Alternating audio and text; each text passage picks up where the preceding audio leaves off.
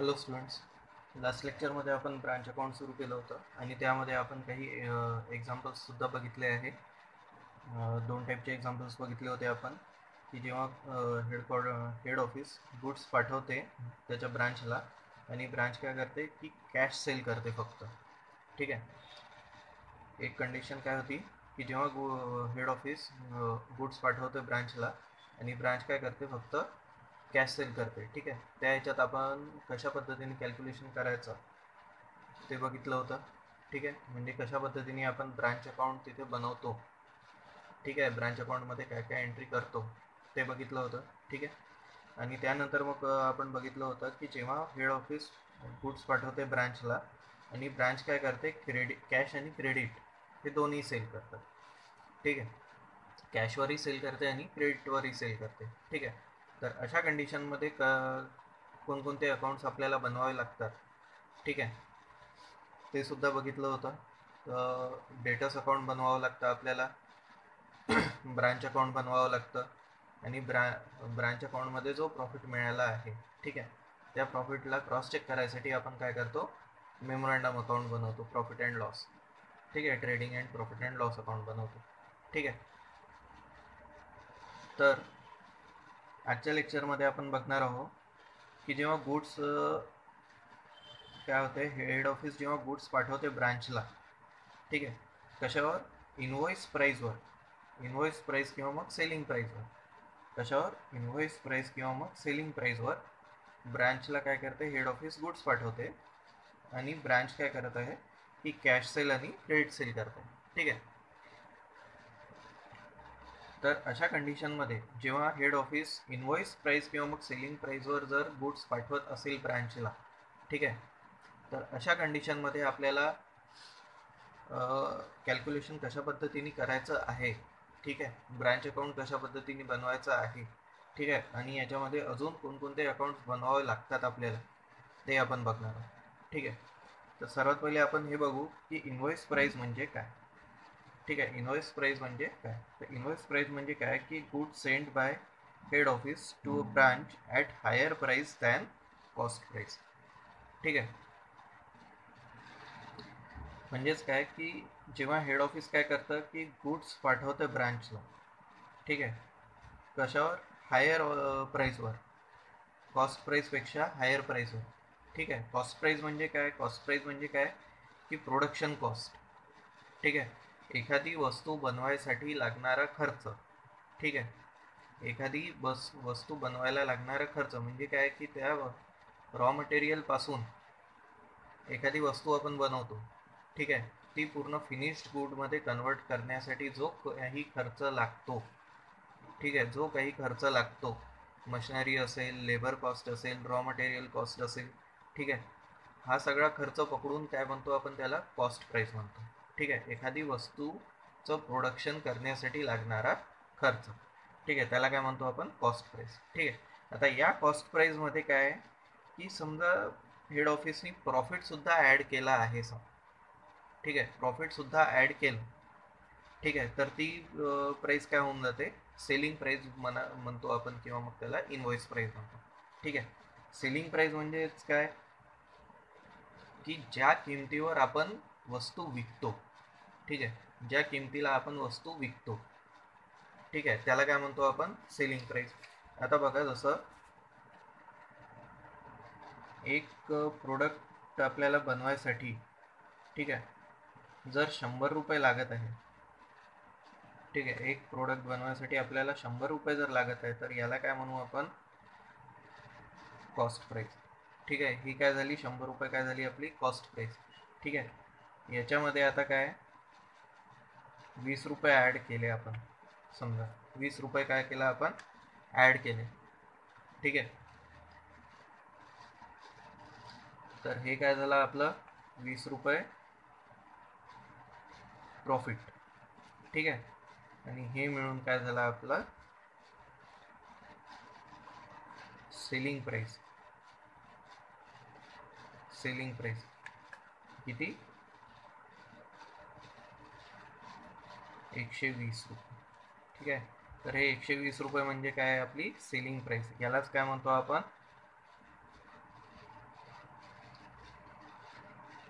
Invoice price सुद्धा म्हणतो. ठीक आहे, यालाच काय म्हणतो आपण, इनवॉइस प्राइस सुद्धा म्हणतो. ठीक आहे, ठीक आहे. तर काय की हे 100 रुपये म्हणजे काय, कॉस्ट प्राइस. त्यामध्ये जर प्रॉफिट ॲड केला आपण, ठीक आहे, तर ही काय झाली आपली सेलिंग प्राइस. ठीक आहे, सेलिंग प्राइस. जसं आपण आता समजा एखादी वस्तू प्रोडक्शन घेऊन राहिलो आहे. ठीक आहे, आपण कॅल्क्युलेटर बनवतो समजा. ठीक आहे, कॅल्क्युलेटर बनवायला आपल्याला लागत आहे 100 रुपये. ठीक आहे, कॅल्क्युलेटर बनवायसाठी आपल्याला 100 रुपये लागत आहे. ठीक आहे, आणि आपण म्हटलं की आपण या कॅल्क्युलेटरला 150 रुपयाला विकू. ठीक आहे, मार्केटमध्ये आपण कितीला विकू, 150 रुपयाला. ठीक आहे, तर ते जे वरचे 50 रुपये जे आहे, ठीक आहे, वरचे जे 50 रुपये आहे, तो काय झाला तुमचा पर युनिट मागे, तो 50 रुपये काय झाला तुमचा प्रॉफिट झाला. ठीक आहे, तर तो पर युनिट मागे काय झाला, 50 रुपये तो प्रॉफिट झाला. आणि जे 150 रुपये आहे, ठीक आहे, 150 रुपये जे आहे ते काय झाली आपली सेलिंग प्राइस. ठीक आहे, त्या किमतीवर आपण विकत आहोत. ठीक आहे, त्याला काय म्हणतो आपण, सेलिंग प्राइस. ठीक आहे, आणि त्याला सुद्धा काय म्हणतो आपण, इनवॉइस प्राइस सुद्धा म्हणतो. ठीक आहे, तर हा फॉर्म्युला आहे इनवॉइस प्राइस आणि सेलिंग प्राइस कॅल्क्युलेट करायचा. तर invoice price is equal to cost price plus profit. ठीक आहे, तर प्रॉफिटला आपण लोडिंग सुद्धा म्हणतो. ठीक आहे, प्रॉफिटला आपण लोडिंग सुद्धा म्हणतो. ठीक आहे,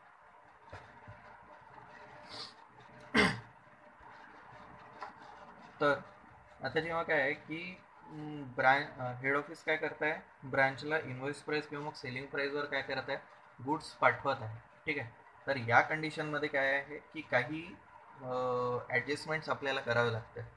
ठीक आहे, काही ॲडजस्टमेंट्स आपल्याला करावे लागतील ब्रांच अकाउंट बनवताना. ठीक आहे, तर सर्वात पहिले आपण त्याच्या ज्या कंडिशन्स आहेत ते बघून घेऊ. ठीक आहे, तर फर्स्ट कंडिशन आहे, when goods are sent at invoice price, opening stock, closing stock and goods sent to branch and goods returned by branch will appear at invoice price in branch account. ठीक आहे, तर जेव्हा पण आपण branch account बनवू, ठीक आहे, जेव्हा पण आपण ब्रांच अकाउंट बनवू, तर जो ओपनिंग बॅलन्स आपण घेतो, जो क्लोजिंग बॅलन्स आपण घेतो, जे गुड्स सेंड टू ब्रांच असते, हेड ऑफिसनी पाठवलेले जे गुड्स असतात ब्रांचला, आणि जे ब्रांच गुड्स रिटर्न करते हेड ऑफिसला. ठीक आहे, हे जे सगळे आयटम्स आहे, ठीक आहे, हे या सगळ्या आयटम्सला काय करावं लागेल, आपल्याला इनव्हॉइस प्राइसवर घ्यावं लागेल. ठीक आहे, जी इनव्हॉइस प्राइस आपल्याला दिली आहे त्याच इनव्हॉइस प्राइसवर काय करावं लागेल, आपल्याला त्या अकाउंटमध्ये हे शो करावं लागेल. ठीक आहे, तर जेव्हा आपण आता इनव्हॉइस प्राइसवर शो करत आहोत या गोष्टी, opening stock, closing stock, goods Saint, goods return, ठीक आहे, तर याच्यामुळे काय होतं की जो प्रॉफिट आहे आपला, जो आपण प्रॉफिट कॅल्क्युलेट करू, तो काय येईल, तो थोडा जास्त येईल आपला. ठीक आहे, तो काय होईल, जास्त होईल. आपल्याला खरा प्रॉफिट आपल्याला माहिती होणार नाही. ठीक आहे, आपल्याला काय आहे की या सगळ्या जेव्हा गोष्टी आपण इनव्हॉइस प्राइसवर दाखवू आपल्या अकाउंटमध्ये, तर खरा प्रॉफिट जो आहे तो आपल्याला माहिती होणार नाही. ठीक आहे, तर तो माहिती करायसाठी काय आहे की आपल्याला अकाउंटमध्ये ब्रांच अकाउंट बनवताना काही ॲडजस्टमेंट्स करावे लागतील. ठीक आहे, तर त्या कोणकोणत्या ॲडजस्टमेंट्स आहेत ते बघू आपण. ठीक आहे, तर ओपनिंग स्टॉक आपला, हे आपलं ब्रांच अकाउंटचं फॉर्मॅट आहे. ठीक आहे, ओपनिंग स्टॉक आपण कशावर घेतो, इनवॉइस प्राइसवर. ठीक आहे, गुड्स सेंड टू ब्रांच हे सुद्धा कशावर घेतो आपण, इनवॉइस प्राइसवर. गुड्स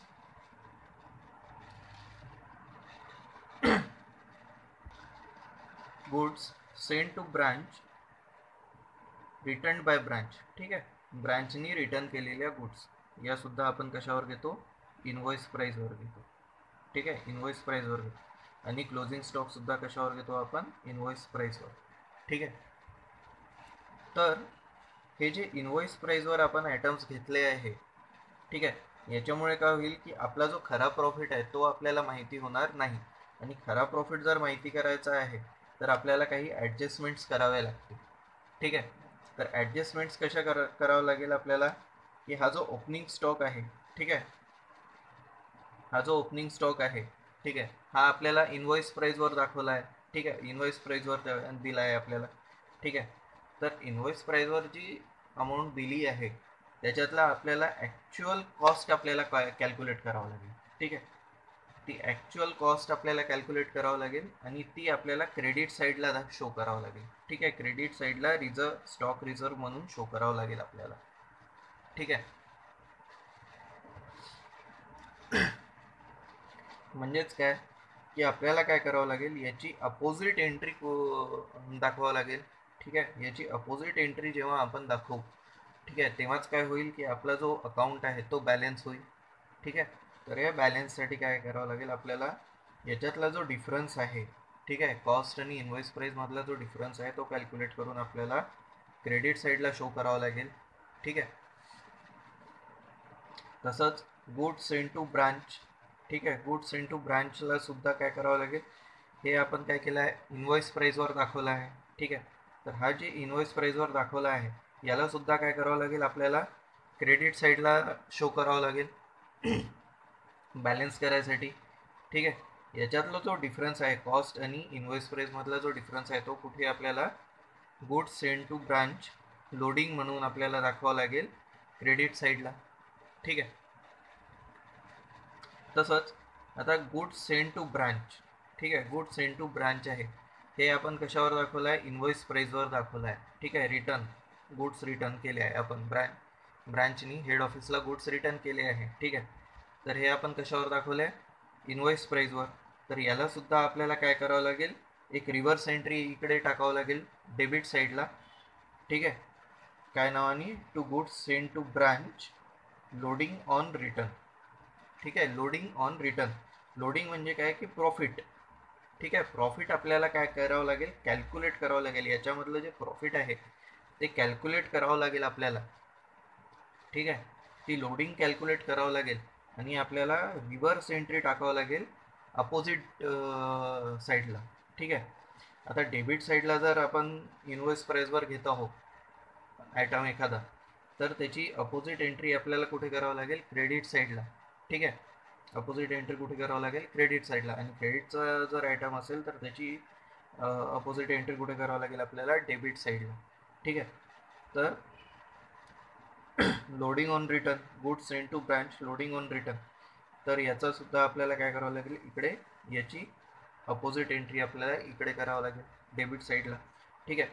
तसंच आता क्लोजिंग स्टॉकची आपण काय केलं, इनवॉइस प्राइसवर घेतला आहे क्लोजिंग स्टॉक सुद्धा, हो की नाही. तर याच्यातला सुद्धा आपल्याला काय करावं लागेल, प्रॉफिट आपल्याला डेबिट साईडला एक त्याची रिव्हर्स एंट्री करावं लागेल, ठीक आहे. तर टू स्टॉक रिझर्व म्हणून आपल्याला काय करावं लागेल, डेबिट साईडला याची एंट्री करावं लागेल, ठीक आहे. ही सगळी ॲडजस्टमेंट केल्यानंतर मग आपल्याला काय मिळेल की आपला जो ॲक्च्युअल प्रॉफिट काय आहे, ठीक आहे, ॲक्च्युअल प्रॉफिट, खरा प्रॉफिट आपला काय आहे, ठीक आहे, हे माहिती होईल, ठीक आहे. तर आता हे कॅल्क्युलेशन जे आहे हे डिफरन्स कसं कॅल्क्युलेट करायचं, ठीक आहे, इनवॉइस प्राइस, हां, हे जे आपण डिफरन्स इथे काढत आहोत, ठीक आहे, हे डिफरन्स आपण इथे काढत आहोत, ठीक आहे. तर हे कसं कॅल्क्युलेट करायचं ते बघू आपण, ठीक आहे. तर बघा, हे जे opening balance, opening stock, closing stock, goods send to branch, goods return by branch, ठीक आहे, याच्यातला जो डिफरन्स आहे, व्हॅल्यूजमधला जो डिफरन्स आहे, ठीक आहे, इनवॉइस प्राइस आणि कॉस्ट प्राइसमधला जो डिफरन्स आहे तो कॅल्क्युलेट करायसाठी आपल्याला काही फॉर्म्युलाज दिले आहे, ठीक आहे. ते फॉर्म्युलाज आपण बघू, ठीक आहे. Difference in values when profit charge on cost price, ठीक आहे, profit charge on cost price म्हणजे difference in values when profit charge on cost price, cost प्राइसवर जर प्रॉफिट चार्ज केल्या गेलं असेल, ठीक आहे, कॉस्ट प्राइसवर जर प्रॉफिट चार्ज केलं गेलं असेल तर ते कसं कॅल्क्युलेट करायचं, ठीक आहे. तो डिफरन्स कसा कॅल्क्युलेट करायचा ते बघू आपण, ठीक आहे. Difference in value of opening stock, value of opening stock into rate divide by 100 plus rate, ठीक आहे.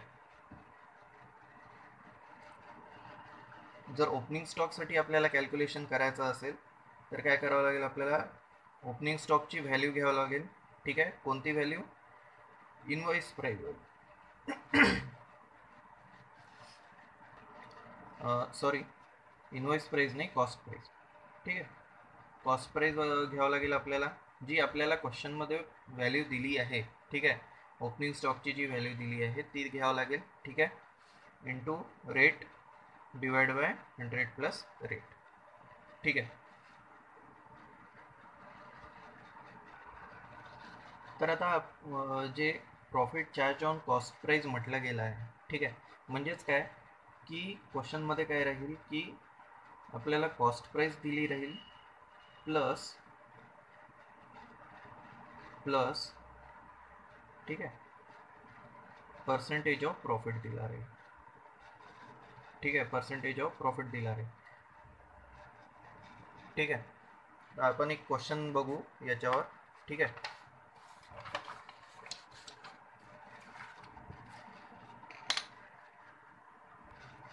बघा example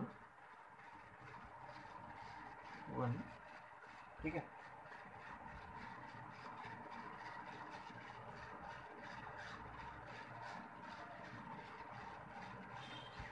goods are invoiced to branch at cost plus 20%. ठीक आहे, आणि आपल्याला ओपनिंग स्टॉकची हे दिली आहे, व्हॅल्यू दिली आहे. समजा ओपनिंग स्टॉक दिला आहे आपल्याला 12,000 ॲट इनवॉइस प्राइस. ठीक आहे, ॲट इनवॉइस प्राइस. ठीक आहे, तर गुड्स काय आहे की जे पण गुड्स आहेत ब्रांचला दिलेले ते सगळे कशावर आहे? Cost plus 20%. ठीक आहे, 20% म्हणजे हे काय आहे? 20% म्हणजे आपला प्रॉफिट. ठीक आहे, 20% हा काय आहे? आपला प्रॉफिट. कॉस्ट प्लस प्रॉफिट म्हणजे ही जी व्हॅल्यू आहे, ही 12,000 जी व्हॅल्यू दिली आहे ही काय आहे आपली? याच्यामध्ये काय आहे? प्रॉफिट आणि कॉस्ट दोन्ही ॲडेड आहे. ठीक आहे, दोन्ही ॲडेड आहे. तर आपल्याला आता ओपनिंग स्टॉक जर माहिती करायचा असेल तर काय करू आपण? ही जी इनवॉइस प्राइसची व्हॅल्यू आहे, ठीक आहे, ही घेऊ इंटू 20 डिवाइड बाय 100 प्लस 20. ठीक आहे, म्हणजे काय की 12,000 डिवाइड बाय 20 120. ठीक आहे, म्हणजे काय की कॉस्ट प्लस 20%. कॉस्ट काय आहे आपली? 100% समजा कॉस्ट आहे, तर त्याच्यामध्ये प्रॉफिट किती आहे? 20% आहे. ठीक आहे, म्हणजे काय की टोटल सेलिंग प्राईस जी आहे ती काय? 120%. ही जी 12,000 आहे ही कोणती व्हॅल्यू आहे? ही 120% वाली व्हॅल्यू आहे. ठीक आहे, 120% वाली व्हॅल्यू आहे, आणि आपल्याला किती काढायचं आहे? 20% काढायचा आहे याच्यातला. ठीक आहे, 20% काढायचा आहे, तर किती आला आपला? 2,000. ठीक आहे, हे 2,000 काय आहे आपली? हा काय आहे यामधला प्रॉफिट. ठीक आहे, याच्यामध्ये ॲड असलेला प्रॉफिट. ठीक आहे, याच्यामध्ये ॲड असलेला प्रॉफिट. ॲक्च्युअल कॉस्ट किती झाली मग आपली? 10,000. हो की नाही? आणि आपला जर आता इनवॉइस प्राईस जर कॅल्क्युलेट करतो म्हटलं आपण, ठीक आहे, तर इनवॉइस प्राईसचा फॉर्म्युला काय आहे? Invoice price plus cost plus profit. हो की नाही? इनवॉइस प्राईसचा फॉर्म्युला काय आहे? Invoice price equal to cost plus profit. ठीक आहे, आपल्याजवळ आता इनवॉइस प्राईस आहे. ठीक आहे, जर इनवॉइस प्राईस आहे आपल्याजवळ, कॉस्ट काढायची आहे आपल्याला, आणि प्रॉफिट आपण आत्ताच कॅल्क्युलेट केलं किती? 2,000. ठीक आहे, तर कॉस्ट 12,000 मायनस 2,000 किती आली? 10,000. हो की नाही? तर ही 10,000 काय झाली आपली? कॉस्ट, त्या वस्तूची कॉस्ट झाली. ठीक आहे, त्यामध्ये आपले 2,000 होते ॲड, प्रॉफिट होता 2,000 ॲड. ठीक आहे, ती टोटल किती झाली आपली? इनवॉइस प्राईस किती झाली होती? 12,000. ठीक आहे, तर अशा प्रकारे काय आहे की फॉर्म्युल्यामध्ये पुट करून आपल्याला जो डिफरन्स आहे किंवा मग लोडिंग आहे, प्रॉफिट आहे, तो कॅल्क्युलेट करता येईल. ठीक आहे,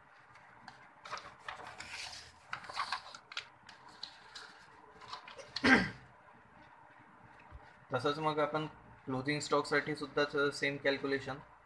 बरं, इथे जे आपण मी म्हणालो होतो की कॉस्ट प्राईस नाही, तर आपल्याला इथे इनव्हॉइस प्राईसची क्वेश्चनमध्ये आपल्याला दिली असेल तीच घ्यावं लागेल. ठीक आहे.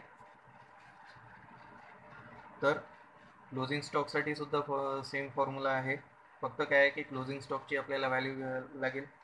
तसंच डिफरन्स कॅल्क्युलेट करायसाठी गुड्स अँडचा डिफरन्स कॅल्क्युलेट करायसाठी सेम फॉर्म्युला आहे, आणि गुड्स रिटर्न बाय ब्रँचसाठी सुद्धा सेम फॉर्म्युला आहे. ठीक आहे. आता समजा जर जो प्रॉफिट आहे तो इनव्हॉइस प्राईसवर चार्ज केला असेल, ठीक आहे, इनव्हॉइस प्राईस किंवा मग सेलिंग प्राईसवर जर चार्ज केला असेल तर कशा प्रकारे कॅल्क्युलेशन करायचं. ठीक आहे. तर difference in value of opening stock into rate divide by 100. ठीक आहे. Value of opening stock divide by rate multiplied by rate divide by 100. ठीक आहे. म्हणजेच काय की समजा जर आता हेड ऑफिसने इनव्हॉइस प्राईसवर गुड्स पाठवले आहे, ठीक आहे, आणि प्रॉफिट जो आहे समजा तो इनव्हॉइस प्राईसवरच चार्ज केला आहे समजा. ठीक आहे. इनव्हॉइस प्राईसवर चार्ज केला आहे. ठीक आहे. तर कसं बघू आपण. समजा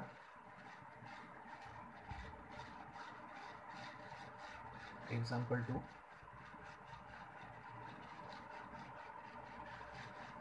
profit of 20% on invoice price. ठीक आहे. इनव्हॉइस प्राईसवर 20% काय म्हटलं आहे, प्रॉफिट. ठीक आहे. म्हणजे इनव्हॉइस प्राईसमध्ये 20% काय आहे, प्रॉफिट आहे. ठीक आहे. इनव्हॉइस प्राईस जर म्हटलं, इनव्हॉइस प्राईसवरच म्हटलं आहे प्रॉफिट 20%, म्हणजे काय की इनव्हॉइस प्राईस प्लस 20% नाही होणार. ठीक आहे. कारण काय आहे की इनव्हॉइस प्राईस म्हणजेच काय आहे की कॉस्ट प्लस प्रॉफिट. ठीक आहे. याच्याचमध्ये काय आहे की प्रॉफिट ॲड आहे. ठीक आहे. तर याला काय करावं लागेल आपल्याला, मायनस. ठीक आहे. मायनस करावं लागेल.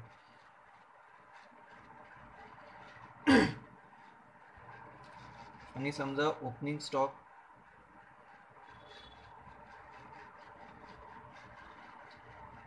दिला आहे आपल्याला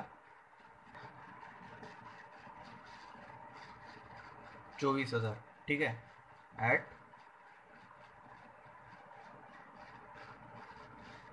इनव्हॉइस प्राईस. ठीक आहे. तर आता याचं कॅल्क्युलेशन कसं होईल. ठीक आहे. तर 24,000 multiplied by rate 20 divide by 100, सरळ. ठीक आहे.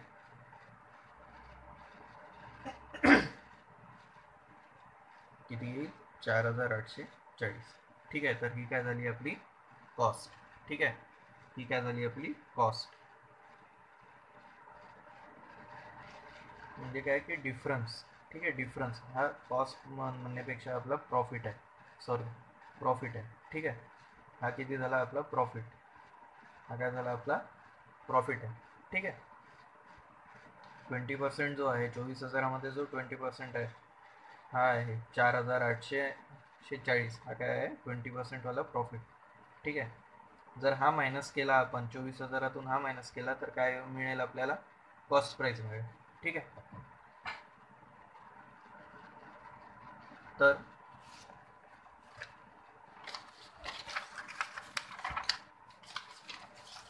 या फॉर्म्युलाचा वापर करून काय करता येईल आपल्याला, जो डिफरन्स आहे, ठीक आहे, जो डिफरन्स आपल्याला काढायचा आहे, ठीक आहे, तो आपल्याला मिळेल. ठीक आहे. तर नेक्स्ट लेक्चरमध्ये आपण याच्यावर एक एक्झाम्पल घेऊ. ठीक आहे. आणि बघू की कशा प्रकारे आपल्याला इनव्हॉइस प्राईस जर हेड ऑफिसनी जर गुड्स इनव्हॉइस प्राईसवर पाठवले असतील, ठीक आहे, तर कशा प्रकारे आपल्याला कॅल्क्युलेशन करावं लागेल आणि कशा प्रकारे आपल्याला ब्रांच अकाउंट बनवावं लागेल आणि अजून आपल्याला कोणते कोणते अकाउंट्स बनवावे लागतील यामध्ये ते बघू. ठीक आहे. आता क्रेडिट आपण काय म्हटलं,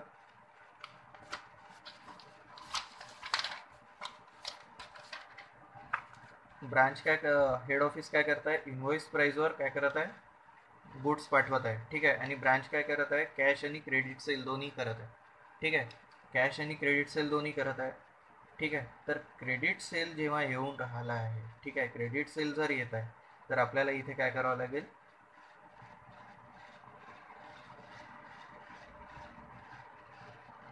डेटर्स अकाउंट बनवावं लागेल. ठीक आहे.